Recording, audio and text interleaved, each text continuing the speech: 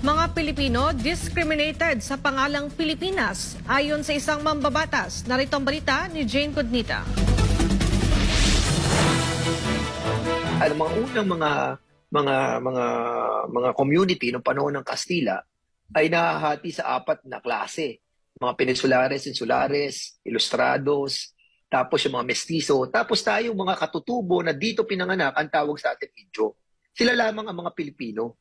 Sila yung mga tinatawag na mga Pilipino at Pilipina dahil sila po yung mga tinatawag na Peninsulares, Insulares, Mestizo at tayo ay Indio.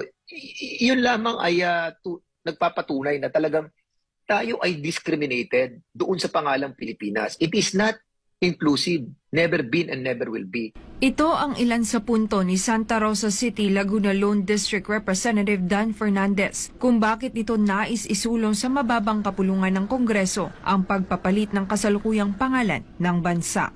Sa panayam ng SMNI News sa mambabatas, ang pangalang Pilipinas ay para lamang bigyang pagkilala si King Philip noong panahon ng Kastila. Kung sila po ang mga naunang mga tao dito kasama ng mga Negritos, Indones, saka mga Malays, so hindi si Ferdinand Magellan.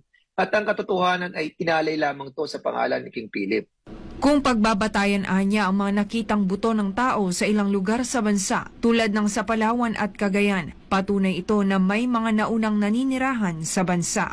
Kaugnay nito, nais naman ng mambabatas na maibalik sa orihinal na pangalan ng bansa na anyay natukoy sa Biblia. Ano sinasabi nila, ginawa nilang pangalan ng bansa natin, Pilipinas. Prior to 15th century, 14th century, 13th century, 12th century, 11th century, 10th century, 10, 9, 11, 12. Ano ang pangalan natin? Ano ang pangalan na pagkakakilanlan natin? Wala. Diba? Pero sinasabi ni Antonio Pigafetta doon sa kanyang chronicle, sinasabi niya doon na sa harap ng China, merong mga pulo-pulo ng isla. At ang tawag nila doon ay au pair. No, ngayon, simulan natin ang investigasyon doon. Alamin natin kung ang pangalan po natin ay talagang au pair. Dahil napaka-importante ng pangalang au pair. Bakit? Ito ay nakasulat sa Bible 13 times na binagget ang pangalang au pair. Pangalan siya ng tao.